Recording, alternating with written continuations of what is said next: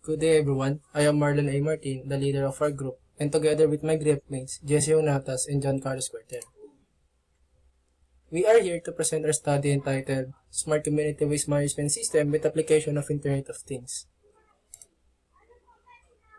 Our Capstone project presents to design to address inefficiencies in waste collection in communities, especially in Arcovia City at Pasig. Traditional manual methods often results in overflowing bins, unsanitary conditions, and increased health risks for residents and waste collectors alike. The system integrates smart bins equipped with ultrasonic sensors and cameras providing real-time monitoring of waste levels. This data is transmitted to a centralized web-based dashboard which automatically issues alerts to waste collectors and generates optimized collection routes.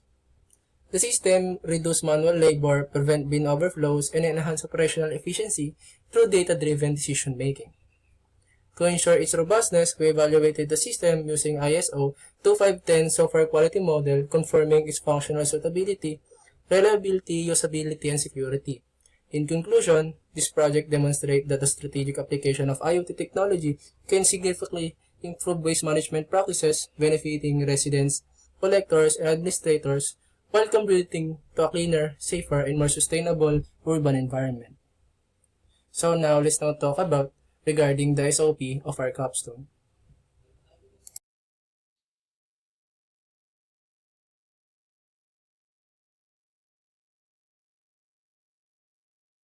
This slide represents the statement of the problem of our study. First, what stages were undertaken in the development of the smart community waste management system using Agile? Second, how was the Internet of Things integrated into the proposed smart community waste management system?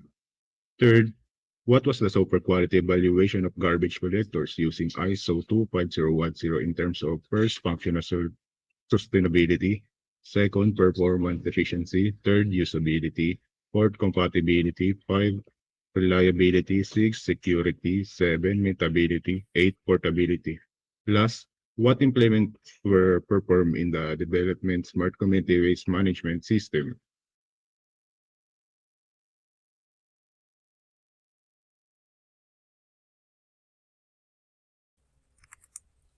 This is BinSpar, a smart community waste management application with Internet of Things. This is the landing page of our system. So to get started, you should now log in our account. This will be redirected us to our dashboard. This is the dashboard. It shows an overview of key metrics like registered trash bins, bin collections, reported issues, and etc. We can also see the total for the month and how it changes from the previous month. There's a live map showing the current status of all bins, the navbar that displays the status whether it's operating or under maintenance. We have also a quick tools like the command menu for navigation, a layout switcher, a theme switcher,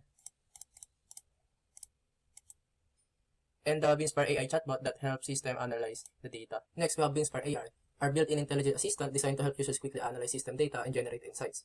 The chatbot supports multiple AI models such as GPT, Grok, LLama, and DeepSeek, giving flexibility depending on the user's preference or data context.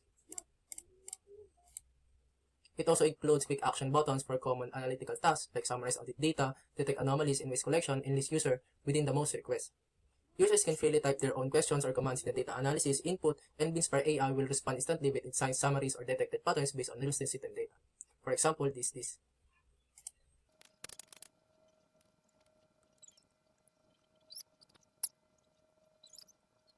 Overall, BinSpar AI acts as an interactive data assistant, enabling users to explore and understand the system performance through natural conversation.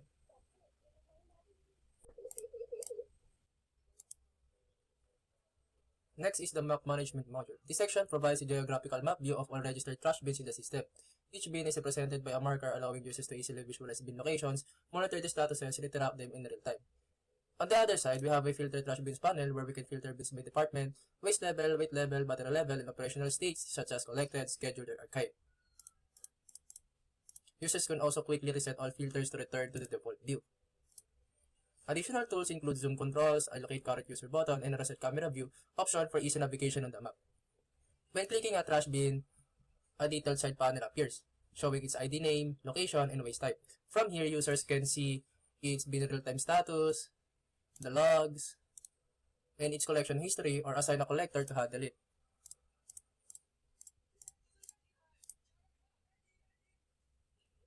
Overall, the map management module provides an intuitive interactive way to monitor, manage, and maintain trash bin efficiently across different areas in real time. This is the analytics module. It provides a clear overview of key system data through interactive charts and summaries.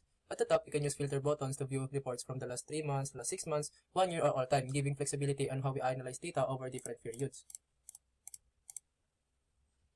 There's also an export button which allows administrators to download and save analytical reports for documentation and further analysis.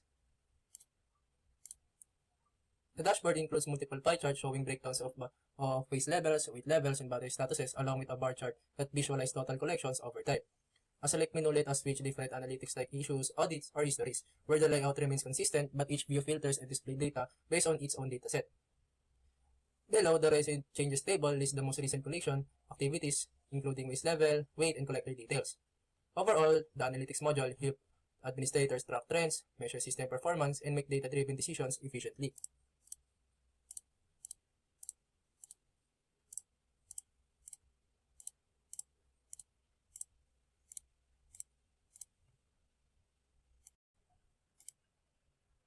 This is the issue management module. It allows administrators and users to track, report, and manage issues within the community efficiently. The interface provides like a search bar, status and priority filters, a date picker, date export options, helping users quickly locate or organize reported issues.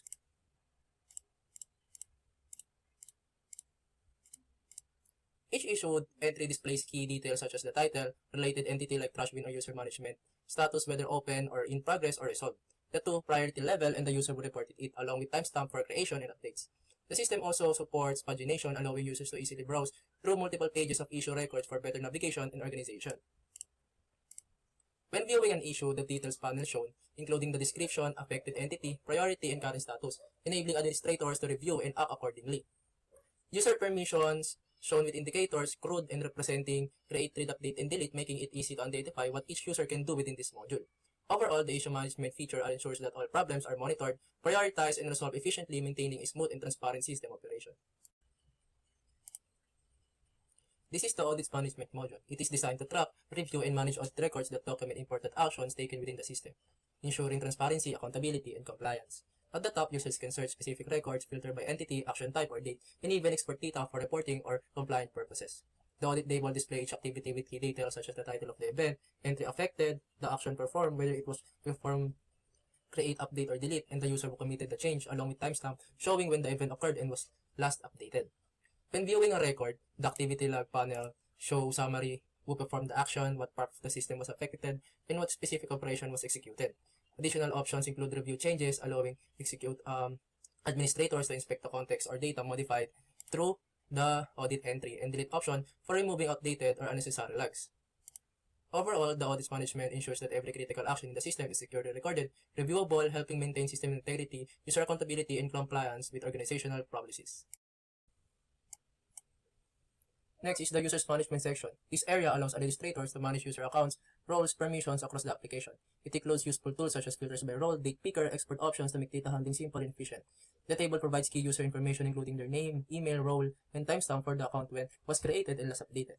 Each user entry can be opened through the view button, which navigates to the user profile page. Their admins can see detailed information about the selected user, including their assigned permissions and activity details. Overall, the users management modules ensures that administrators can oversee, organize, and maintain the system users base securely and efficiently. This is the trash bin management section. It allows administrators to monitor and manage our community trash bins efficiently. The table lists each registered trash bin showing its name, location, waste type, and department along with creation and last updated dates. By selecting a bin, admins can open the trash bin information panel, like the bin ID, name, location, and waste type are shown in a read-only format. It also displays the telemetry, the logs, and also the collection history. Additionally, options like edit and delete let authorized users manage bin records, while the history tab provide meaningful timestamp for activity tracking. Overall, this section centralizes bin information, helping maintain efficient waste monitoring and management across all locations. This is the collections management section. It allows administrators to monitor and manage trash bin collections efficiently across different locations. Below, the table displays each collection record, showing the trash bin ID, its waste level, weight, and battery status, along with the collector's name and the timestamp for when it was created and last updated. This helps the team quickly identify collection patterns, verify complete pickups, and ensure all bins are properly maintained. For example, you can see the waste level, weight, and battery level in real time and who collected the trash, making the whole process more transparent and data-driven. This is the Greenheart section. It manages and reviews all user Greenheart's data. At the top, there's a search bar to quickly find users along with tools like the date picker and etc. The table displays each user's information including their total kilograms of donated waste, the points earned, and the date and the time the record was created or last updated. On the right, you can see the permissions panel which shows access levels. Overall, this section helps track and manage contributions of users who are actively participating in waste donation activities. We can also donate like this. For example, I'm the admin. I can donate 12 kilograms of plastic. As you can see, the points accumulated and the total kilograms increase. So now let's go to the client side for our maintenance and collectors. So we must not now log in to continue to the home dashboard. So this is the home dashboard. As you can see, we have daily collectives, the 2 out of bins, which is the user quota, the greenhouse indicators. We can also see the assigned collection for our user, trash bin issues, and things to do. So in the service section, we can collect trash bin, register trash bin, and fix trash bin. In the activity, we can see the recent activity like trash bin collection, the registered trash bin. Also, we can filter out. Example, we want trash bin, we want to search. And now the account, which includes the name, email, Arcovia, the organization, the gifts that can we redeem based on our Greenheart points, the change team, the change bond, and also the about. So let's go back to service. So let's say we want to register a trash bin. So we can register that by using scanning a QR code from our dashboard. So we have 2 options. We can upload a QR or scan. But in this case, we must scan using camera. So as you can see, we can now like, for example, trash bin, test, location, McDonald's. Front, the department will be, for example, parking, the recyclable type. You can use like biodegradable, and trash bin created successfully. This will be also reflected on the registered trash bin, as you can see. So now let's say we want to fix a trash bin. So as you can see, this is the trash bin issues. We can see the issue, the title, the description, status, the created ad, and the last update regarding to this issue. So for example, we fix this issue, we can now mark this as a resolve. So no issues has been found. And also in the map layer, we have a way to report this map if there is any bug. We can also use to control this, and also use this to reset the map view. So for example, we want to collect the asset collection of us. For example, we want to collect this. So we have different ways again to collect. But also it includes the name, location, waste type, status, waste level, weight level, and battery level. We can also report this if there are any issue regarding to this trash bin. So we can choose if we want to manually collect or get the directions of this trash bin. But as for now, we want to get the direction of the trash bin. So we have 2 options, drive mode or walk mode. But in case, I will use walk mode. Turn on. So as you can see, it gives us a route regarding where the trash bin is located at, as you can see here. And we have 2 options there. We have the trash bin info and the directions info. We have also provided the total distance and ETA, the route segments, and total distance. What if we want to cancel this? We want is to confirm this to end the current navigation session. This will refresh the page. And now let's say we want to collect the trash bin. So again, we have 2 options. We should scan or upload. So right now we want scan. So as you can see, trash bin collected successfully. And if we walk again, it say it's collected. And that's all how our client works. Thank you.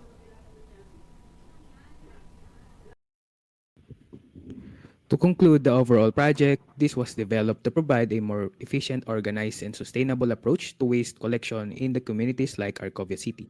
The main purpose of this study was to design and evaluate a system that automates waste monitoring, improves collection scheduling, and promotes environmental cleanliness through IoT integration.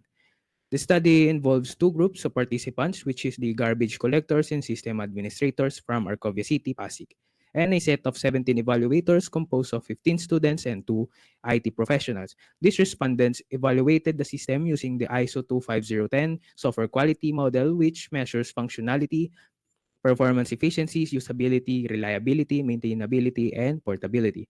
The findings of this study showed that the smart community waste management system performed effectively in detecting bin fills level, sending real-time alerts, and optimizing waste collection routes. The integration of IoT sensors, solar-powered, and AI-based waste classification proved that technology can greatly improve local waste management.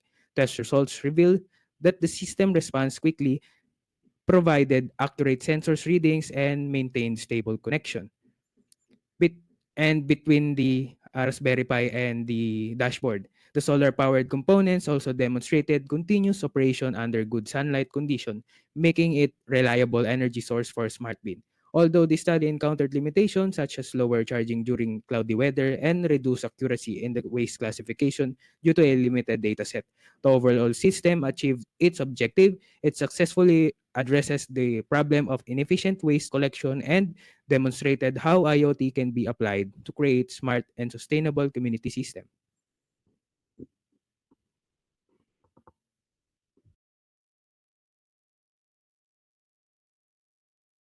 This slide presents the recommendation. The recommendation further and improvements of the smart community waste management system in our Florida city, starting with deployment in selected pilot areas. The smart bin should be installed in locations with adequate sunlight and stable internet connections, along with route maintenance of sensors and solar components.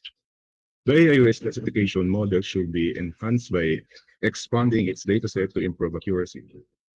Additionally, upgrading to more powerful processors and exploring predictive analytics is recommended to support scalability and better route planning for wider community use.